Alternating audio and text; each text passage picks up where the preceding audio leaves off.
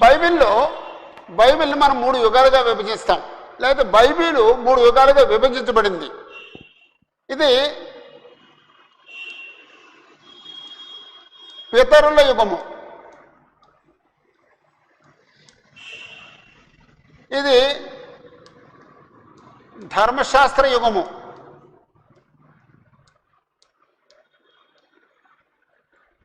ఇంకొకటి క్రీస్తు యుగము లేకపోతే క్రొత్త నిబంధన యుగము.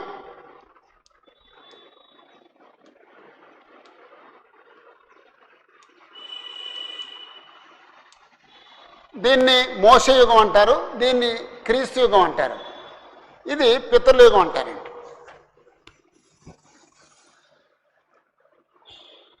ఈ పితరుల యుగంలో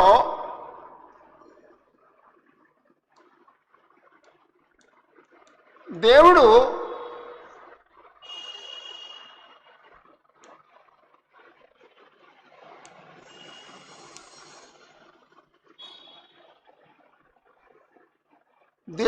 ఒక వ్యక్తికి ఆజ్ఞ ఇచ్చాడు. ఆదాముకు ఆజ్ఞ ఇచ్చాడు, నోవహు ఆజ్ఞ ఇచ్చాడు, అబ్రహాముకి ఆజ్ఞ ఇచ్చాడు, ఇస్సాక్కి ఆజ్ఞ ఇచ్చాడు, యాకోబుకి ఆజ్ఞ ఇచ్చాడు. ఇలాగా వ్యక్తులతో దేవుడు మాట్లాడాడు, వ్యక్తులకి ఆజ్ఞలు ఇచ్చాడు, వ్యక్తులతో నిబంధన చేసుకున్నాడు.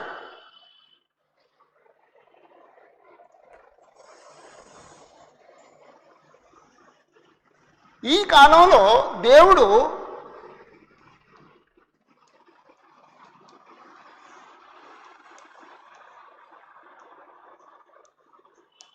ఇశ్రాయేలు జనాంగంతో నిబంధన చేసుకున్నాడు. ఇశ్రాయేలు జనాంగం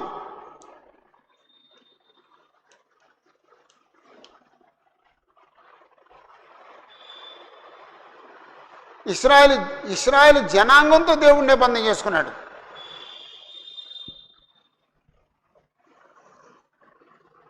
ఇప్పుడు క్రొత్త నిబంధన కాలంలో దేవుడు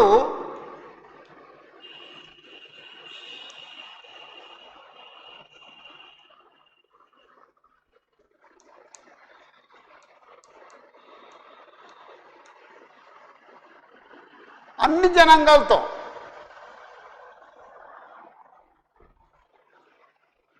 జనాంగాలతో ఇక్కడ ఇశ్రాయేలు ఉంటారు, యూదులు ఉంటారు, అన్యులు ఉంటారు, అందరూ రోమేలు ఉంటారు, గ్రీస్ దేశులు ఉంటారు, అందరూ ఉంటారండి. ఇదేమో ఒక మనిషికి సంబంధించింది. ఆ కాలంలో ఒక మనిషితో దేవుడు నిబంధన చేశాడు. ఇక్కడేమో ఒక నేషన్తో నిబంధన చేశాడు, ఒక ఇశ్రాయేలు జనాంగంతో. ఈ నిబంధన అన్యులతో చేసిన నిబంధన కాదు, కేవలం ఇశ్రాయేలు జనాంగంతో ఒక నేషన్తోనే చేశాడు. ఈ నిబంధన ఇంటర్నేషనల్, అన్ని జనాంగాలతో చేశాడు. అది గమనించాలన్నమాట. ఓకే, అప్పుడు పితరుల యుగంలో దేవుడు ఒక వ్యక్తితో నిబంధన చేస్తే ఈ నిబంధన మీరారా నెరవేర్చారా? అమ్మా, కొందరు నెరవేర్చారు, కొందరు నెరవేర్చారు, కొందరు మీరారు.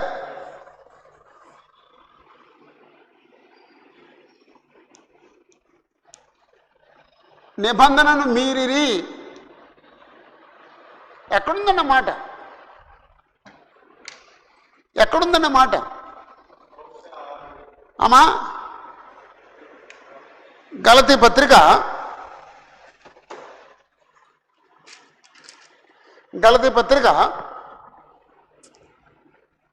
3వ అధ్యాయం 19వ వచనం.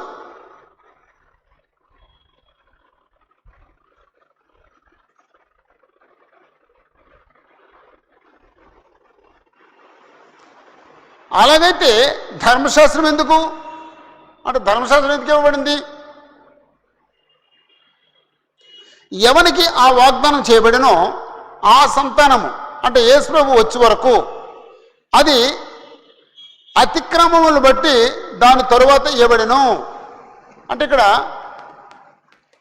గలతీ 3:19 వేసుకోండి. గలతీ 3:19. నువ్వు చెప్పింది ఏంటి? హోషేయ 6:7. హోషేయ 6:7. ఇదేమో ఆదాము గురించి, ఇదేమో మొత్తం నిబంధన గురించి. వారు అతిక్రమించారు అంటే ధర్మశాస్త్రం ఎందుకు వచ్చింది? ఇక్కడ అతిక్రమించారు కాబట్టి.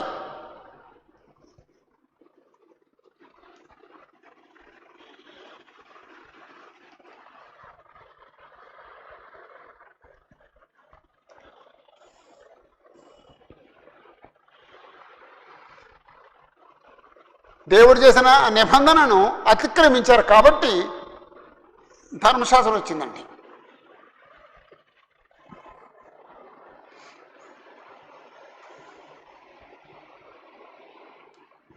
సరే, ధర్మశాస్త్రం ఇచ్చింది కదా, ధర్మశాస్త్రం ఉంది కదా, మళ్ళీ ఇంకా క్రొత్త నిబంధన ఎందుకు? ధర్మశాస్త్రాన్ని మీరారు కాబట్టి క్రొత్త నిబంధన వచ్చింది. ఇప్పుడు 31వ అధ్యాయంలో అదే చదువుతున్నామని మనం. ఒకసారి 32వ వచనం చూడండి. అది అంటే నేను చేయబోయే క్రొత్త నిబంధన ఐగుప్తులో నుండి వారిని రప్పించుటకై నేను వారు చేయబట్టుకునే దినమున వారి పితరులతో నేను చేసిన నిబంధన అనేది కాదు. నేను వారి పెనిమిటినైనను వారు ఆ నిబంధనను భంగం చేసుకొనిరి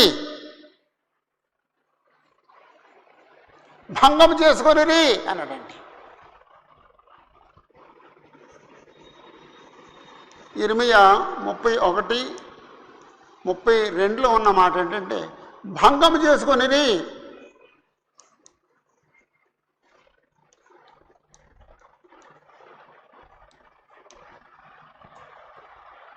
నిబంధనను బ్రేక్ చేశారు, భంగపరిచారు. నిబంధనను బ్రేక్ చేశారు కాబట్టి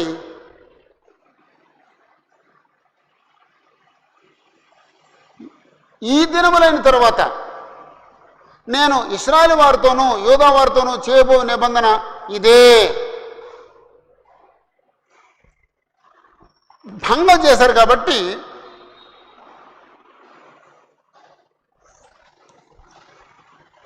క్రొత్త నిబంధన చేయవలసి వచ్చిందండి.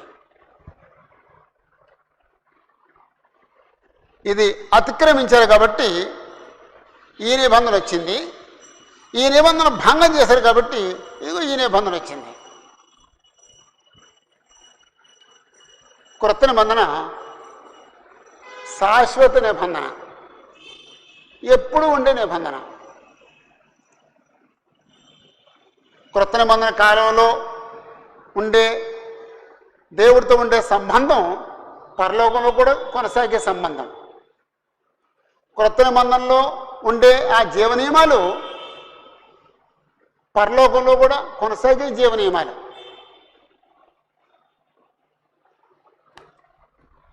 క్రొత్త నిబంధన అంటే సామాన్యమైనది కాదండి. క్రొత్త నిబంధన సామాన్యమైనది కాదు.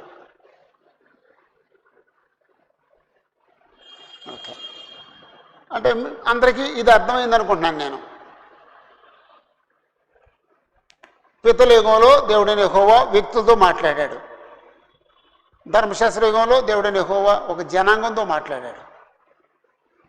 క్రొత్త నిబంధన యుగంలో దేవుడైన యెహోవా అన్ని జనాంగాలతోనూ మాట్లాడుతున్నాడండి. ఇక్కడ ఒక వ్యక్తితోనే నిబంధన చేశాడు, అక్కడ ఒక జనాంగంతో నిబంధన చేశాడు, అక్కడ అన్ని జనాంగాలతోనే నిబంధన చేస్తున్నాడు.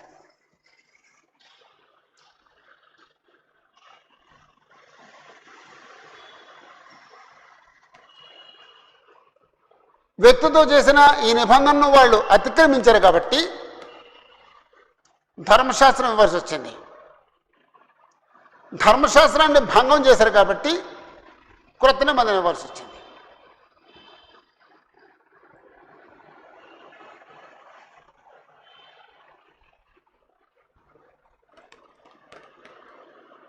పితరుల యుగంలో జీవనియమం ఉంది.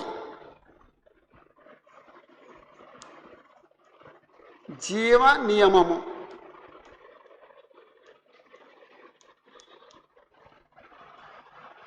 ధర్మశాస్త్ర యుగంలో ఆజ్ఞ ఉంది. ఆజ్ఞ. క్రొత్త నిబంధన కాలంలో జీవనియమం ఉంది.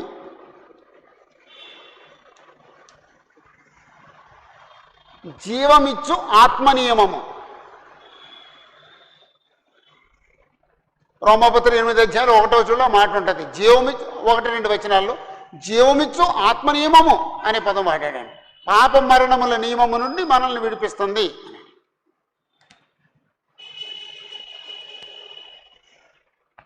మొదట అంటే యాక్చువల్గా జీవనియమం అనేది అత్యున్నతమైంది. ఆజ్ఞ అనేది తక్కువ స్థాయి. మరలా జీవనియమం అనేది ఉన్నతమైన స్థాయి. పితరుల యుగంలో మనుషులు జీవనియమానికి తగినట్లుగా ఉన్నారు.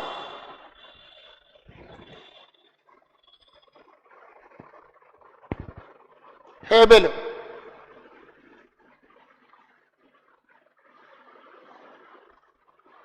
షేతు, హనోకు, నోవహు, అబ్రహాము, ఇస్సాకు, యాకోబు వీళ్ళే సామాన్యులు కారండి. జీవనియమానికి తగిన వారండి. వాళ్ళు అర్థం చేసుకుని బ్రతిని వారండి. కానీ అక్కడ కొంతమంది మీరారు, అతిక్రమించారు. అంచేత దేవుడు ఆ స్థాయి వారికి పనిచేయదు అని ఆ స్థాయిని తగ్గించాడండి.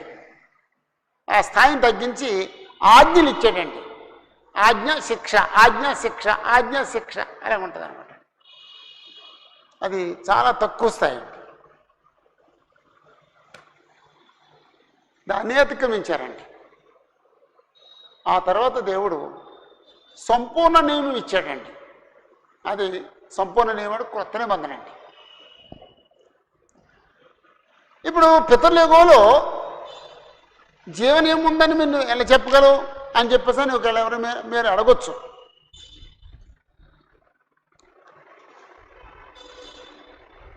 హెబ్రీ పత్రిక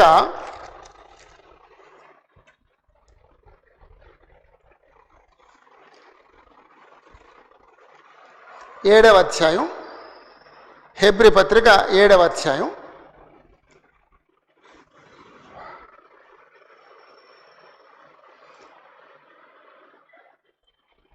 15-16 వచనాలు.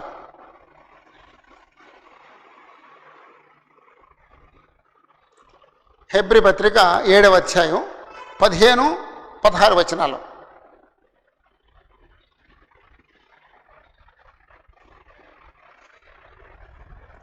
మరియు శరీరానుసారముగా నెరవేర్చబడు ఆజ్ఞలు గల ధర్మశాస్త్రాన్ని బట్టి కాక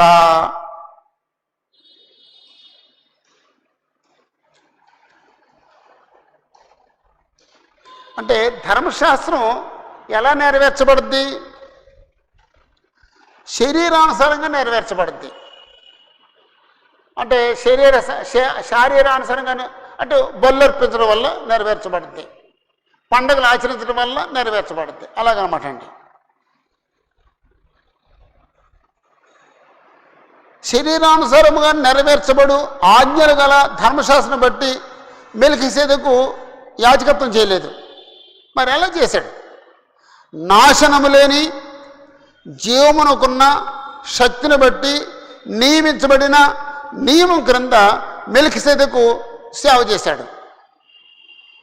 ఆ మెల్కీసెదెకును పోలిన వాడైన వేరొక యాజకుడు వచ్చి ఉన్నాడు. ఆయన యేసు ప్రభు. కావున మేము చెప్పిన సంగతి మరింత విశదమైనది. ఎలాగనగా నీవు నిరంతరము మెల్కీసెదెకు క్రమం చొప్పున యాజకుడు ఉన్నావు అని ఆయన విషయమై, అంటే యేసు విషయమై సాక్ష్యము చెప్పబడెను. ఇది కొరుకు పడితే ఓకే, కొరుకు పడకపోతే వదిలిపెట్టేయండి. అప్పుడప్పుడు చదువుతూ ఉండండి. ఒక రోజున కాకపోతే ఒక రోజునైనా కొరుకు పడుతుంది. అది మీరు నవలగలుగుతారు, దాని రుచి మీకు తర్వాత తెలుస్తుంది. కొరుకు పడినప్పుడు అది నవలనేమో, రుచి తెలియదు. మెల్కీసెదెకు ఎలా పనిచేశాడంటే, మెల్కీసెదెకు అంటే పితరులేగంలో ఉన్న యాజకుడు. మెల్కీసెదెకు ఎలా పనిచేశాడంటే, శరీరానుసారముగా నెరవేర్చబడు ఆజ్ఞలు గల ధర్మశాస్త్రాన్ని బట్టి కాక దాన్ని బట్టి సేవ చేయలేదు. మరి దేన్ని బట్టి సేవ చేశాడు? నాశనము లేని జీవమునుకున్న శక్తిని బట్టి, నియమించబడిన నియమాన్ని బట్టి లేక నియమములో సేవ చేశాడు. ఇప్పుడు యేసు ప్రభు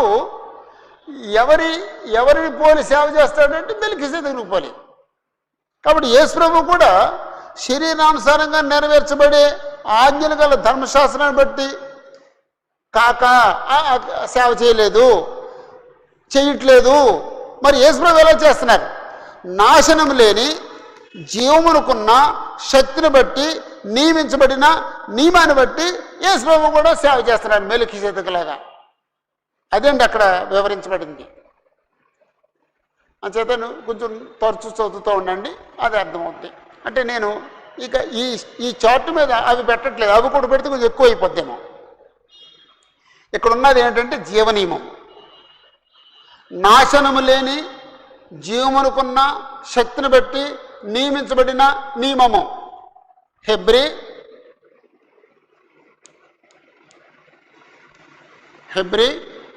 7వ అధ్యాయం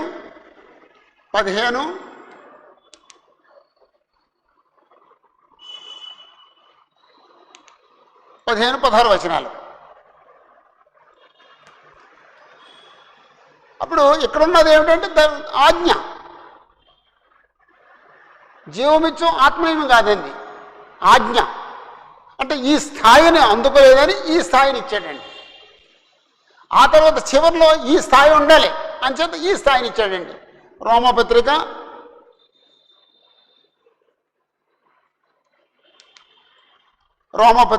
8వ అధ్యాయం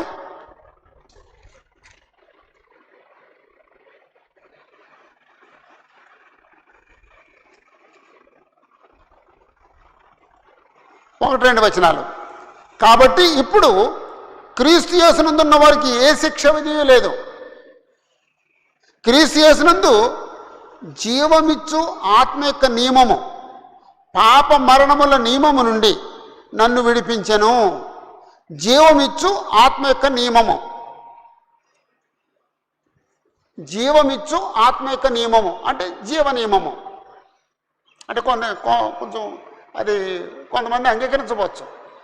జీవమిచ్చే ఆత్మ నియమము, అది జీవాన్ని ఇస్తుంది, అది ఆత్మ నియమం. అది ఏ నియమం? జీవ నియమం. అలాగండి.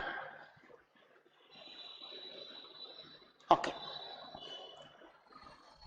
రోమపత్రిక 8:1-2 వచనాలు.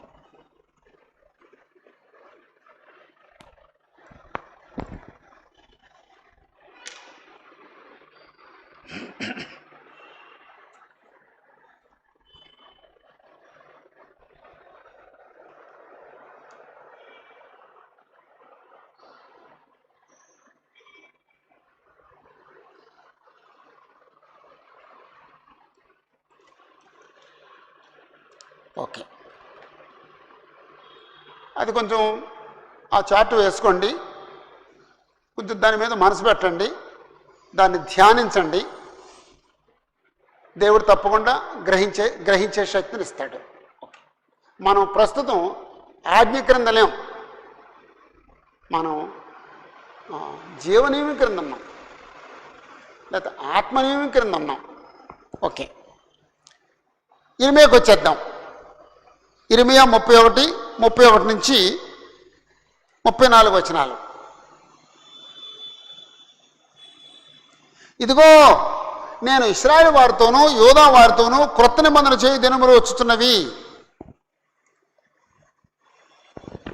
ఇది యోధా వారితో మాత్రం కాదు, ఇశ్రాయేలు వారితో మాత్రం కాదు, ఇద్దరితోనూ. వాళ్ళిద్దరే కాదండి, అన్యులు కూడా ఈ నియమం కిందకు వస్తారు. అపోస్తలుల గారు 2 అధ్యాయంలో యూదాలో ఉన్నవారు క్రొత్త నిబంధన కిందకు వచ్చారు. 8 అధ్యాయంలో సమరయులు ఇశ్రాయేలు నిబంధన కిందకు వచ్చారు. సమరయ ప్రాంతంలో ఉన్నవాళ్ళు, గలిలీ ప్రాంతంలో ఉన్నవాళ్ళు ఇశ్రాయేలు వచ్చారు. 10 అధ్యాయంలో అన్యులు వచ్చారు. అలాగండి. అంచేత అపోస్తలులను చదువుతున్నాం. పౌలు మొట్టమొదటి ఎవరి దగ్గరికి వెళ్తాడు? యూదుల దగ్గరికి వెళ్తాడు. వాళ్ళు తిరస్కరించిన దగ్గరికి వెళ్తాడు. అన్యుల దగ్గరికి వెళ్తాడు. పూర్వం ఎందుకు వెళ్ళలేదు? అన్యులకి మెసేజ్ లేదు. ఇప్పుడు అన్యులకి మెసేజ్ ఉంది. అలాగనమాట అండి. ఓకే. ఈ క్రొత్త నిబంధన పాత నిబంధన వంటిది కాదు అని చెప్పడానికి ఏమన్నాడంటే, అది అంటే ఆ క్రొత్త నిబంధన ఐగుప్తులో నుండి వారిని రప్పించులుగా నేను వారు చేపట్టుకునే దినమున వారి పితరులతో నేను చేసిన నిబంధన వంటిది కాదు. అంటే పాత నిబంధన వంటిది కాదు. క్రొత్త నిబంధన పాత నిబంధన వంటిది కాదు. నేను వారి పెనిమిటినైనను, నేను వాళ్ళ భర్తని. ఒక పురుషుడు తన భార్యతో నిబంధన చేసుకున్నట్టుగా నేను వారితో నిబంధన చేసుకున్నాను. హోషేయ గ్రంథంలో ఆ విషయం ఉంటుందండి.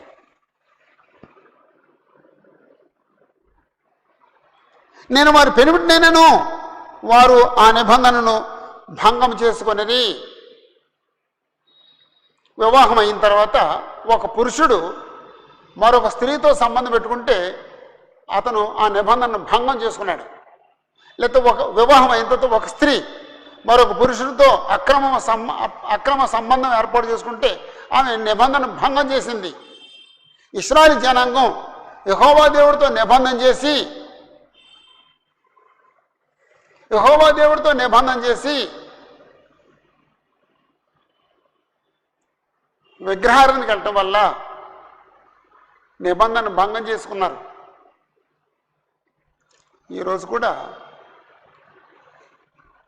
మనం బాప్తిజం పొందినప్పుడు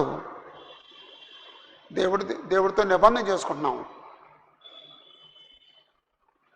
అక్రమంగా జీవిస్తే మనం ఆ నిబంధన భంగం చేసుకున్నాం. జాగ్రత్త. నిబంధన భంగం చేసుకునేది. 33వ వచనం. ఈ దినములైన తరువాత నేను ఇశ్రాయేలు వారితోనూ యోధా వారితోనూ చేయబో నిబంధన ఇదే. ఏంటంటే నిబంధన? వారి హృదయాల మీద నా ధర్మవిధి ఉంచేదను. వారి మనసులలో నా ధర్మవిధి ఉంచేదను. వారి హృదయముల మీద దాన్ని వ్రాసేదను. ఆ ధర్మవిధి రాసేదను.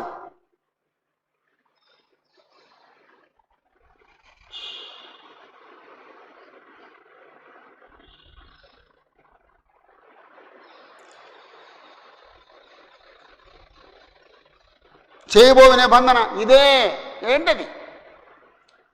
వారి మనసుల్లో నా ధర్మం మీద ఉంచుతాను. వారి హృదయాల మీద నా ధర్మం మీద రాస్తాను. ధర్మవిధి రాస్తాను. ధర్మవిధులు.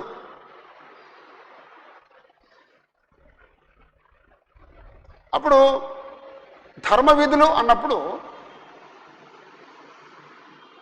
నియమాలు, ధర్మాన్ని రాస్తాను, నియమాలు రాస్తాను.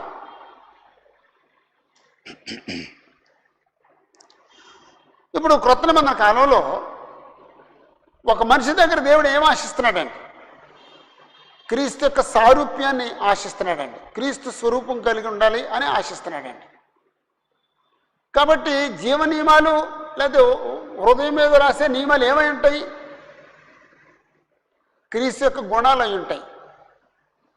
ఆ నియమాలన్నీ ఒక పోగు, ఓ చోట ఒక పోగేసి ఉన్నాయి. ఎక్కడో తెలుసండి? మత్తయి సువార్త 5వ అధ్యాయంలో క్రీస్తు గుణాలు పోగంతా అక్కడ ఉందండి. మత్తయి సువార్త 5వ అధ్యాయం ఒకసారి తీయండి. మన హృదయాల మీద, మనసు మీద రాసే నియమాలు. 3వ వచనం, క్రీస్తు గుణమైన దీనత్వము. 4, ఇతరుల కష్టాల్లో పాలు పొందే క్రీస్తు యొక్క గుణం. 5వ వచనం, యేసుప్రభు కలిగి ఉన్న సాత్వికం. 6వ వచనం, యేసుప్రభు కలిగి ఉన్న నీతిగా బ్రతకాలనే తీవ్రమైన కోరిక. 7వ వచనం, యేసుప్రభు కలిగి ఉన్న కనికరం. 8వ వచనం, యేసుప్రభు కలిగి ఉన్న శుద్ధ హృదయం.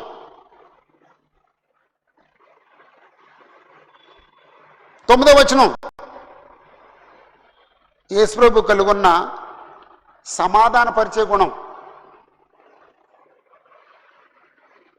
10వ వచనం, యేసుప్రభు కలిగి ఉన్న నీతి కొరకు హింసించబడి సహించే గుణం.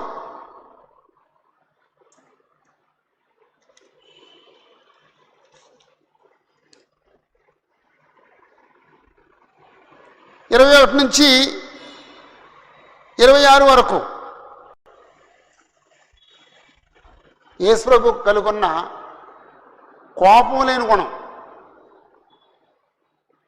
యేసుప్రభు కలిగి ఉన్న ఇతరుల్ని దూషించిన గుణం. యేసుప్రభు కలిగి ఉన్న సమాధానపడే గుణం, కలహాలు పెట్టుకునే గుణం. 28 నుంచి 30 వరకు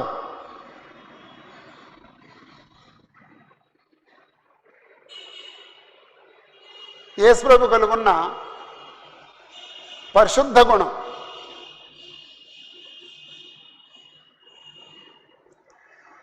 33 నుండి 37 వరకు యేసుప్రభు కలిగి ఉన్న అబద్ధమాడని గుణం, అవునంటే అవును, కాదంటే కాదు అనే గుణం. 38, 42 యేసుప్రభు కలిగి ఉన్న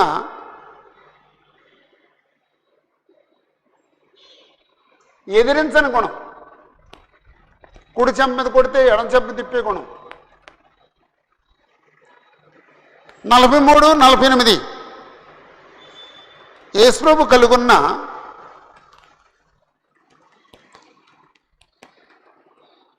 శత్రువుల్ని ప్రేమించే గుణం, హింసించే వారి కొరకు ప్రార్థన చేసే గుణం. ఇవన్నీ యేసుప్రభు గుణాలు. ఈ గుణాల్ని మొదట మనం ఇష్టపడాలి. ఆ తర్వాత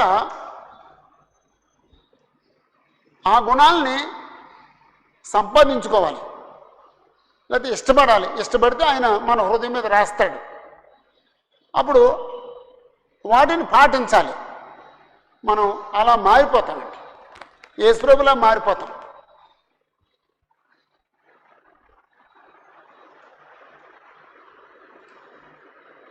నేను చేయబోయే నిబంధన ఇదే, వారి మనసుల్లో నా ధర్మీదులు ఉంచుతాను, వారి హృదయాల మీద నా ధర్మీదులు రాస్తాను.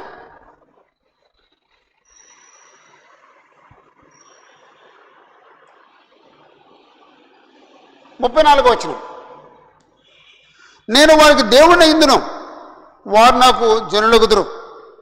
ఈ మాట చాలా చోట్ల చాలాసార్లు ఉందండి.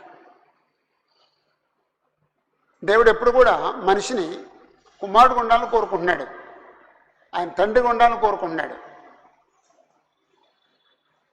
నేను దేవుడిగా ఉంటాను, మీరు నాకు జనులుగా ఉండాలి, నా ప్రజలుగా ఉండాలి. కానీ ఇశ్రాయేలు ప్రజలు ఏం చేశారంటే, మాకు నువ్వు వద్దు, మేము బయలుదేవతను మొక్కుతాం, లేకపోతే ఇంకొక దేవతను మొక్కుతాం, లేకపోతే ఇంకొక దేవతను మొక్కుతాం అని చెప్పేసని యెహోవాని దేవుడిగా కలిగి లేరు ఇశ్రాయేలు జనాంగం. దేవుని యొక్క కోరిక ఏమిటంటే, నేను మీకు దేవుడినే ఉంటాను, మీరు నాకు జనులై ఉండాలి. అంటే క్రొత్త నిబంధన చేసినప్పుడు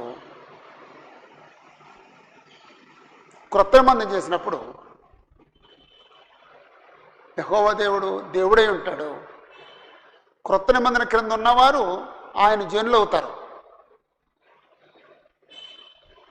కానీ ఈ కాలంలో కూడా చాలామంది దేవుని కాదని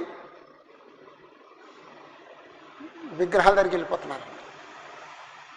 దేవుణ్ణి కాదని విగ్రహాల దగ్గరికి వెళ్ళిపోతున్నారు.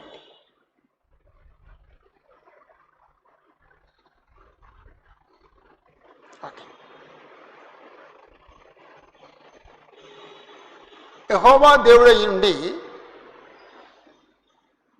క్రొత్త నిబంధన క్రింద ఉన్నవాళ్ళు ఆయన జనులైతే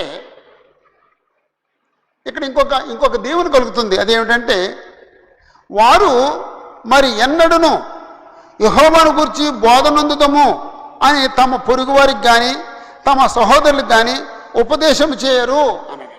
అంటే వాళ్ళు యెహోవాని ఎరిగిన వారుగా ఉంటారు. దేవుడు మాకు తెలుసు, క్రొత్త నిబంధన కింద వస్తే దేవుడు నాకు తెలుసు, దేవుణ్ణి ఎరిగిన స్థితి వస్తుంది.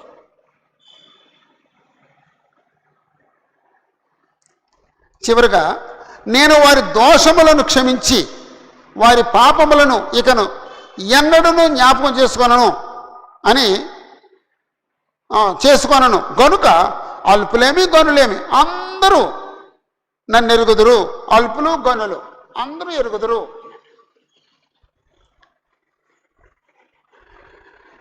క్రొత్త నిబంధన చేస్తాను, అది పాత నిబంధన వంటిది కాదు. వారి హృదయాల మీద మనసుల మీద తరమీదులు రాస్తాను. నేను వారికి దేవుడినై ఉంటాను, వారు నాకు జనులు అవుతారు. వారు మరి ఎన్నడూ కూడా యెహోవాను గురించి బోధనందుదాం అని చెప్పేసి అని పొరుగు వారికి చెప్పరు. నేను వారి దోషాలను క్షమించి వారి పాపాలను ఇంకెన్నడూ జ్ఞాపకం చేసుకోను అని చెప్పాడండి. ఇప్పుడు వీటిలో మొట్టమొదటిది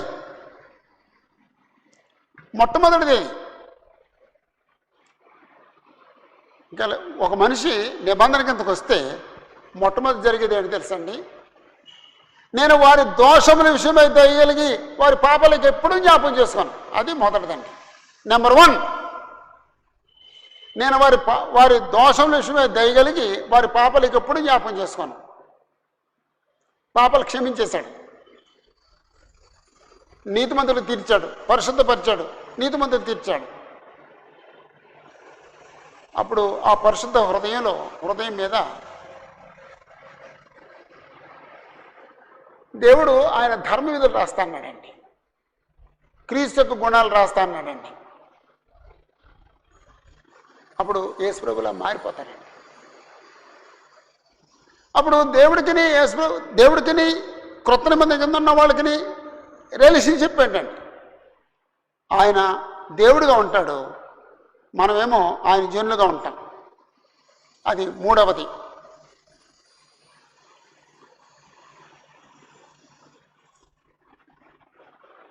ఒకటి, వారి దోషముల విషయమే దయగలిగి వారి పాపాలు ఎప్పుడు జ్ఞాపం చేసుకోను. 2, వారి హృదయం మీద మనసు మీద ధర్మీదులు ఉంచుతాను.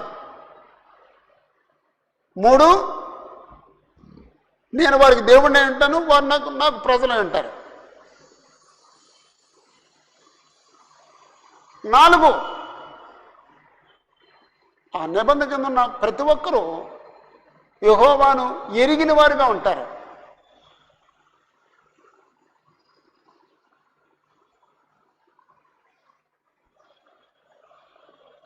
యెహోవాను ఎరిగిన వారుగా ఉంటారు.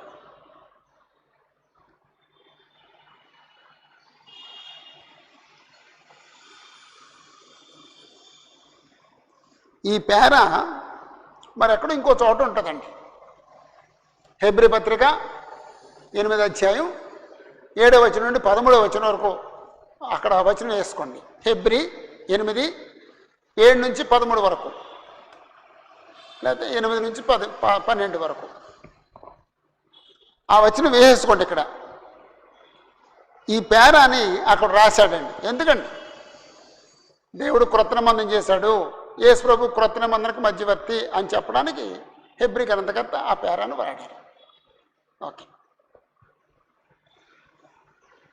ఇక్కడ చిన్న అప్లికేషన్ ఏమిటంటే, ఇప్పుడు వాక్యం అంటున్న వారిలో ఎవరైనా దేవుని యొక్క క్రొత్త నిబంధన క్రిందకి రాని వారు ఎవరైనా ఉంటే దయచేసి నిబంధన కిందకి రండి. క్రొత్త నిబంధన కిందకు వస్తే దేవుడికి నీకు సంబంధం ఉంది. క్రొత్త నిబంధన కిందకి రాకపోతే దేవుడికి నీకు సంబంధం లేదు. వివాహం చేసుకుంటేనే ఆ పురుషుడికి ఆ స్త్రీకి సంబంధం ఉంది. వివాహం చేసి నిబంధన చేసుకోకపోతే ఆ స్త్రీకి పురుషుడికి సంబంధం లేదు.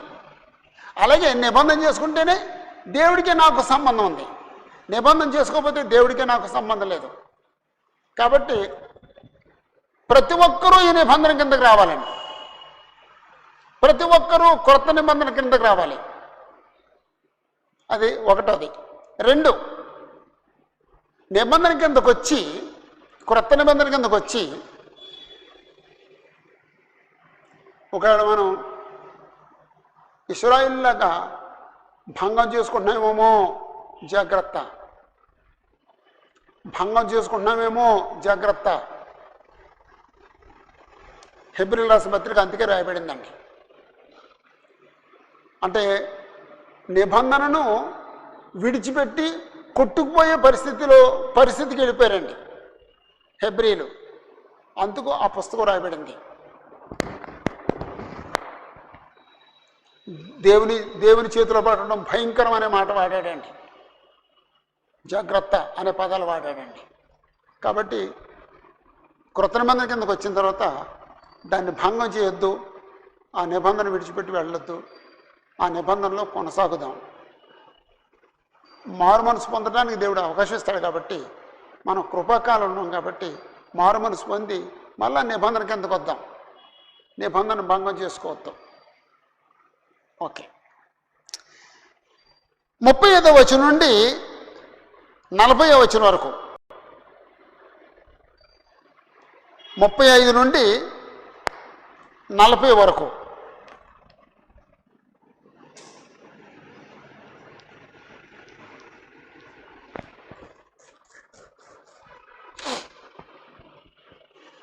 ఒక అద్భుతమైన పేరాను మనం చదవబోతున్నామండి. దేవుడు ఎంత ఖచ్చితమైన వాడో, దేవుడు మాటిస్తే దాన్ని ఎలా నెరవేరుస్తాడో, ఆయన మాటిస్తే ఎంత స్థాయిలో ఆయన నెరవేరుస్తాడో చెప్పే పేర అండి అది. కొంచెం కష్టమైన పేర, కఠినమైన పేర, అయినా సరే అద్భుతమైన పేర, అద్భుతమైన పేర. ఒకసారి చూడండి.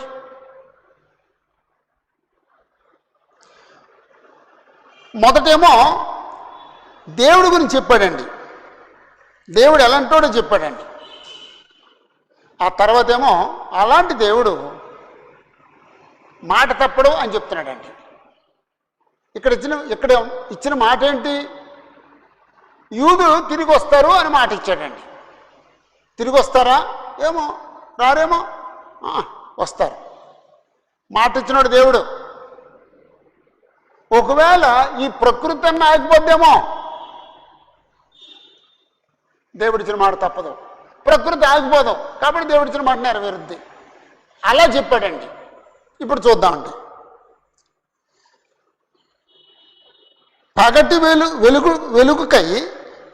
పగటిపూట వెలుగుకై సూర్యుడిని, రాత్రిపూట వెలుగుకై చంద్ర నక్షత్రములను నియమించువాడు ఆయన దేవుడు. దాని తరంగములు ఘోషించినట్లు సముద్రమును రేపువాడునగు యెహోవా ఆ మాట సెలవిస్తున్నాడు. అంటే దేవుడి గురించి ఇక్కడ 3 మాటలు చెప్పాడండి. ఒకటి, పగటి వెలుగుకై సూర్యుని ఇచ్చినవాడు. 2, రాత్రి వెలుగుకై చంద్రుని నక్షత్రాన్ని ఇచ్చినవాడు. 3, దాని తరంగాలు ఘోషించేటట్లుగా సముద్రాన్ని రేపేవాడు. అలాంటి దేవుడు ఈ మాట సెలవిస్తున్నాడు. 4, ఆయనకు పేరుంది. సైన్యములకు అధిపతికు యెహోవా అని ఆయనకు పేరు. అంటే ఇప్పుడు 35వ వచనంలో ఇర్మియా ఏమి రాశాడండి? యెహోవాని గురించి మాట్లాడాడండి. యెహోవా ఎవరండి? పగలు వెలిగివ్వడానికి సూర్యుడు ఇచ్చినవాడండి. యెహోవా ఎవరు? రాత్రి వెలిగివ్వడానికి చంద్ర నక్షత్రం ఇచ్చినవాడు. యెహోవా ఎవరు? సముద్ర తరంగాల్ని రేపేవాడు. యెహోవా ఎవరు? యెహోవా సైన్యములకు అధిపతి అని పేరు కలిగినవాడు అని 4 మాటలు చెప్పాడండి. చెప్పిన తర్వాత 36వ వచనం అంటాడు,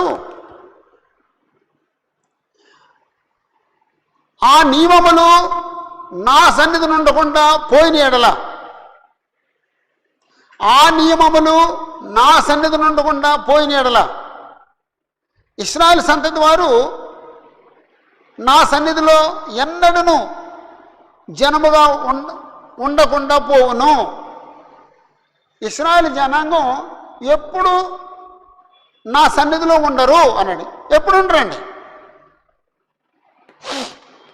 సూర్యుడు ఆయన చేతిలో లేనప్పుడు, చంద్ర నక్షత్రాలు ఆయన చేతిలో లేనప్పుడు, సముద్రం ఆయన చేతిలో లేనప్పుడు ఇశ్రాయేలు జనం కూడా, ఇశ్రాయేలు సంతతి వారు కూడా ఆయన చేతిలో ఉండరు. అంతేనా? అక్కడ ఉన్నది అంతే. ఇప్పుడు సూర్యుడు ఆయన చేతిలో ఉండకుండా ఎప్పుడో పోతాడా? పోడు. చంద్ర నక్షత్రాలు ఆయన చేతిలో లేకుండా పోతాయా? పోవు. సముద్రం ఆయన చేతిలో లేకుండా పోద్దా? పోదు. కాబట్టి దేర్ఫోర్ ఇశ్రాయేలు జనాంగం ఆయన చేతిలో ఉంటారు. ఇశ్రాయేలు జనాంగం ఆయన చేతిలో ఉంటారు అనటానికి సూర్యుడు నా చేతిలో ఉన్నాడు, చంద్ర నక్షత్రం నా చేతిలో ఉన్నాయి, సముద్రం నా చేతిలో ఉంది. ఒకవేళ ఇవి నా చేతిలో లేకపోతే ఇశ్రాయేలు కూడా నా చేతిలో ఉండరు అన్నాడు.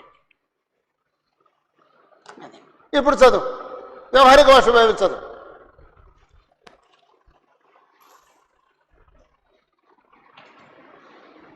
వ్యవహారిక భాష బైబిల్ చదువు.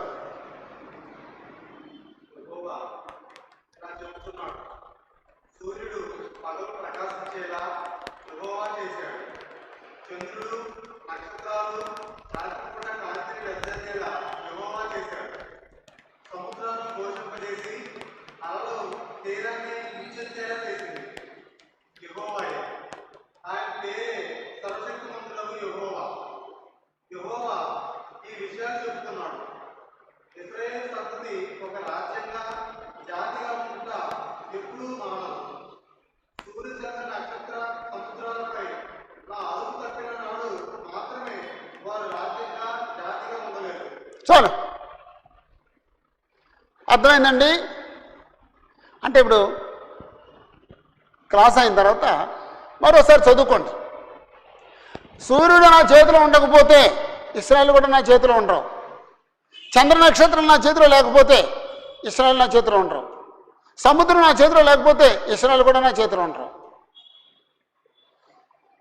ఆ 3 నా చేతిలో ఉన్నాయి కాబట్టి 4వది ఇశ్రాయేలు కూడా నా చేతిలో ఉంటారు. అంటే ఇప్పుడు ఏమన్నారనమాట అండి, దేవుని ప్రజలు తిరిగి వస్తారంటానికి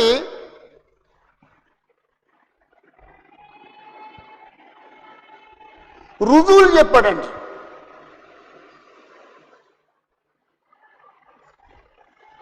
దేవుడు ఇశ్రాయేలు ప్రజల్ని తిరిగి తీసుకొస్తాడంటే రుజువు ఏంటంటే సూర్య చంద్ర నక్షత్రాలు, సముద్రం ఆయన చేతిలో ఉండడం, అది రుజువు అండి. 37వ వచనం కూడా యెహోవా సెలవిచ్చినది ఏమనగా, పైనున్న ఆకాశ వైశాల్యమును కొలుచుటయు, క్రిందనున్న భూమి పునాదులను పరిశోధించుటయు శక్యమైన ఎడల. భూమిని కొలవటం శక్యమా? కాదు. భూమి పునాదులను పరిశోధించడం శక్యమా? కాదు. అలాగైతే ఇశ్రాయేలు సంతానం చేసిన సమస్తముని బట్టి నేను వారిని అందరినీ త్రోసివేతును. అది శక్యమైతే నేను తోసేస్తాను. అది శక్యం కాదు కాబట్టి ఇశ్రాయేలుని తోసేయను. ఇప్పుడు 37వ వచనం కూడా చదువు. వ్యవహారిక భాష బైబిల్లో 37వ వచనం చదువుతున్నాడు చూడండి. మైకి తీసుకో. చెబుతున్నాడు, ఇశ్రాయేలు సంతతిని నేను ఎన్నడూ తిరస్కరించను. ప్రజలు ఆకాశాన్ని కొలవగలిగిన నాడు వారు భూమి యొక్క సర్వ రహస్యాలను తెలుసుకొనగలిగిన నాడు నేను ఇశ్రాయేలు సంతతి వారిని తిరస్కరిస్తాను. అదే అప్పుడు మాత్రం వారు చేసిన ఆకృత్యాల కారణంగా నేను వారిని తిరస్కరిస్తాను. ఇది యెహోవా నుండి వచ్చిన వర్తమానం. నేను ఇశ్రాయేలుని తిరస్కరించను. ఎప్పుడు తిరస్కరిస్తాను? ఎవరైనా ఆకాశాన్ని కొలవగలిగినప్పుడు. ఎవరు కొలగలండి ఆకాశాన్ని? ఎవరైనా భూమి యొక్క పునాదుల్ని పరిశోధించగలిగినప్పుడు. అది సాధ్యం కాదు. కాబట్టి నేను ఇశ్రాయేలుని విడిచిపెట్టను. అంటే ఇశ్రాయేలుని విడిచిపెట్టను అంటే రుజువు ఏంటంటే సూర్యచంద్ర నక్షత్రాలు సముద్రం నా చేతిలో ఉండకపోవటం. ఇశ్రాయేలుని విడిచిపెడతానంటే రుజువు ఏంటంటే ఎవరైనా మనిషి ఆకాశాన్ని కొలవగలగటం, భూమి యొక్క పునాదుల్ని పరిశోధించగలగటం. ఎవరు చేయగలరండి? సమస్తాన్ని ఎవరు చేయగలరండి? కొంత పరిశోధన జరుగుతుంది కానీ అంతా చేయలేరండి. ఇలాంటి మాట యెషయా గ్రంథం 40వ అధ్యాయంలో, యెషయా గ్రంథం 40వ అధ్యాయంలో 12వ వచనం నుండి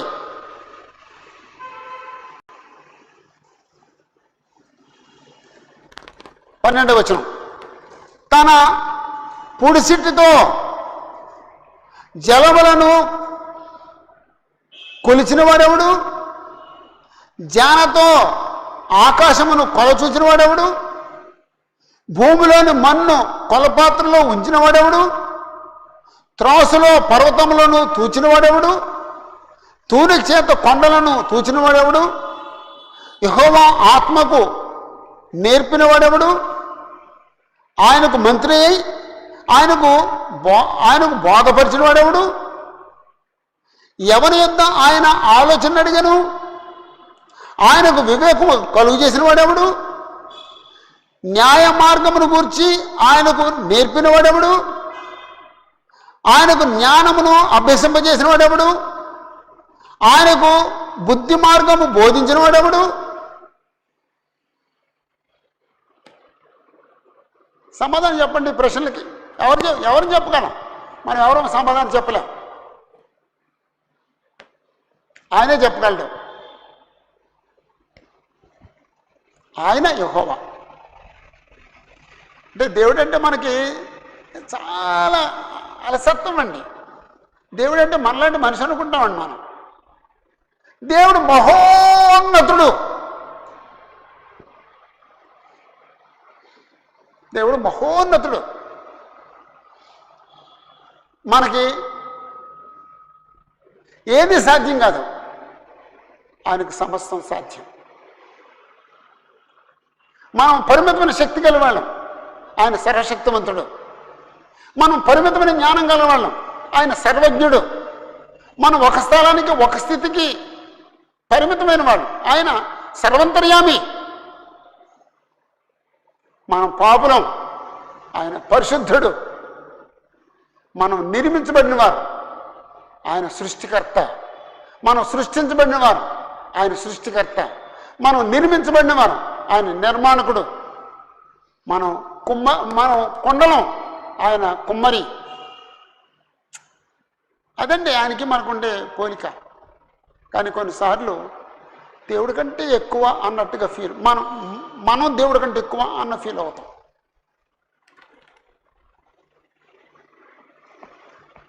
ఓకే. 35, 37 వచనాల్లో ఈ సృష్టి నా చేతిలో లేకపోతే నేను ఇశ్రాయేలుని బబులోను చెర నుంచి తీసుకురాను అని అర్థం. సృష్టి అంతా నా చేతిలో ఉంటే నేను వాళ్ళని తీసుకొస్తాను అని అర్థం. అంటే ఇప్పుడు తీసుకొస్తానంటే రుజువు ఏంటండి? సృష్టి అంతా ఆయన చేతిలో ఉంది అంతే, అదే రుజువు. యాక్చువల్గా రుజువు చెప్పాడండి, ఇంకొక దానికి రుజువు చెప్పాడండి. అదేంటంటే 38వ వచనం, 38, 40 వచనాలు. యాక్చువల్గా దీన్ని 2 భాగాలు చేయొచ్చు, కానీ 2 కలిపి ఒకే హెడ్డింగ్ పెట్టేశాను నేను. 2 భాగాలు చేయొచ్చు. ఓకే. యెహోవా ఇలా సెలవిస్తున్నాడు, రాబో దినాల్లో హనన్యేలు గోపురం మొదలుకొని మూల గుమ్మం వరకు పట్టణము యెహోవా పేరట కట్టబడును. అంటే రాబో దినాల్లో ఈ పట్టణం కట్టబడుద్ది అన్నాడండి. ఈ పట్టణానికి ఏమైంది? పట్టణం కాల్చివేయబడింది, పట్టణం పడగొట్టబడింది. కానీ ఇప్పుడు ఆ పట్టణం తిరిగి కట్టబడుద్ది. ఎవరు కట్టారండి పట్టణాన్ని? నెహెమ్యా కట్టాడండి. నెహెమ్యా 3 అధ్యాయంలో ఈ సంగతులు ఉన్నాయండి.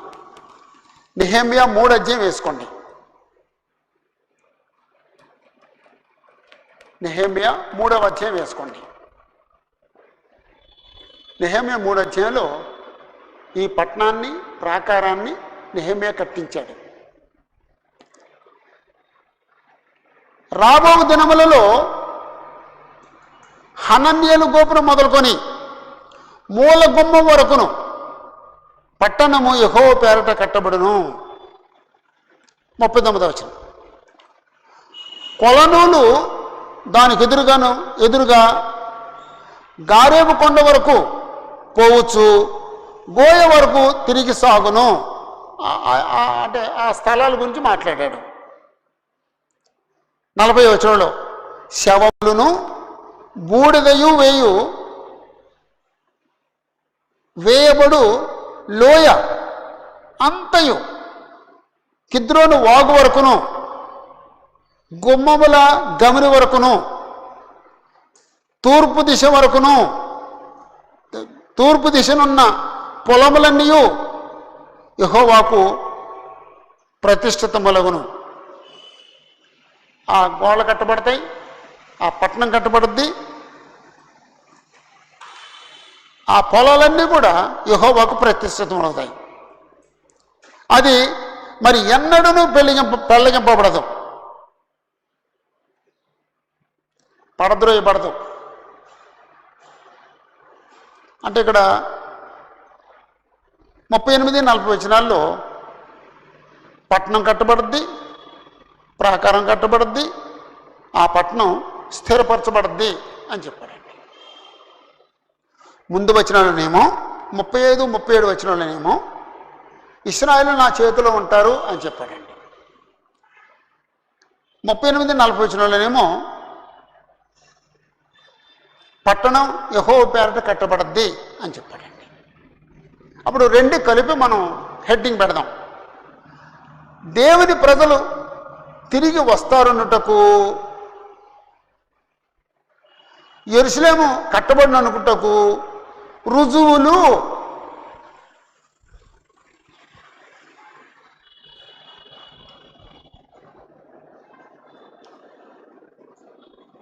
దేవుని ప్రజలు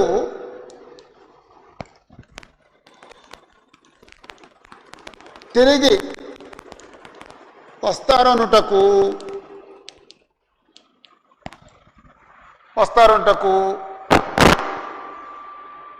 యెరూషలేము కట్టబడనుటకు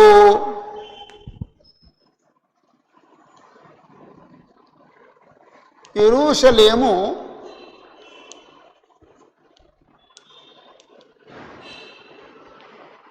కట్టబడుననుటకు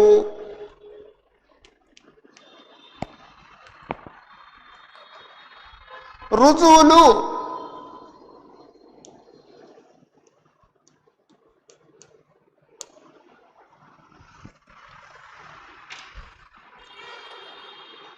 దేవుని ప్రజలు తిరిగి వస్తారనుటకు, యెరూషలేము కట్టబడుననుటకు రుజువులు.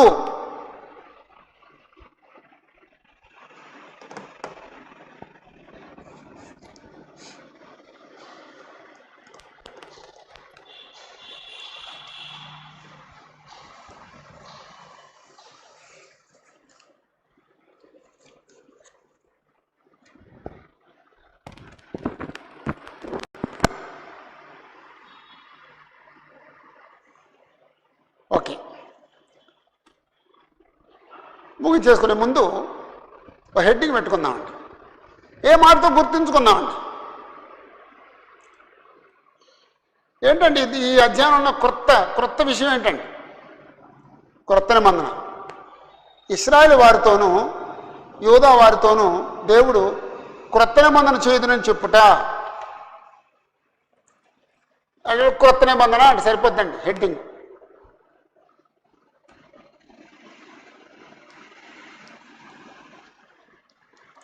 ఇశ్రాయేలు వారితోనూ యూదా వారితోనూ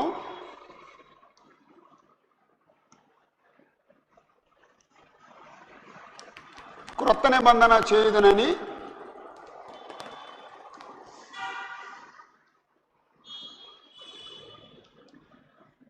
దేవుడు చెప్పుట. ఇశ్రాయేలు వారితోనూ యూదా వారితోనూ క్రొత్త నిబంధన చేయుదునని దేవుడు చెప్పుట.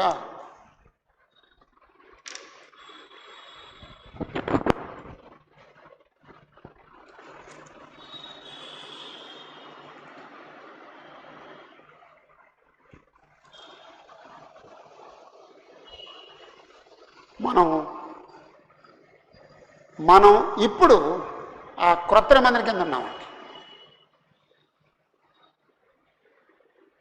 మనం పాత నిబంధన కింద లేవండి. పాత ఒప్పందం ఇశ్రాయేలు ప్రజలతో చేయబడింది. పాత ఒప్పందం మనతో చేయబడింది కాదు. ఈ క్రొత్త ఒప్పందం మనతో చేయబడింది.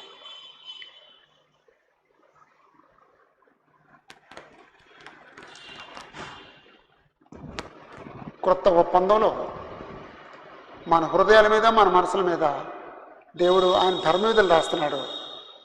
మన హృదయాన్ని, మనసుల్ని మారుస్తున్నాడు. యేసుప్రభులా మారుస్తున్నాడు. యేసుప్రభులా బ్రతకడానికి ప్రయత్నం చేద్దాం. యేసుప్రభులా బ్రతకడానికి కృషి చేద్దాం.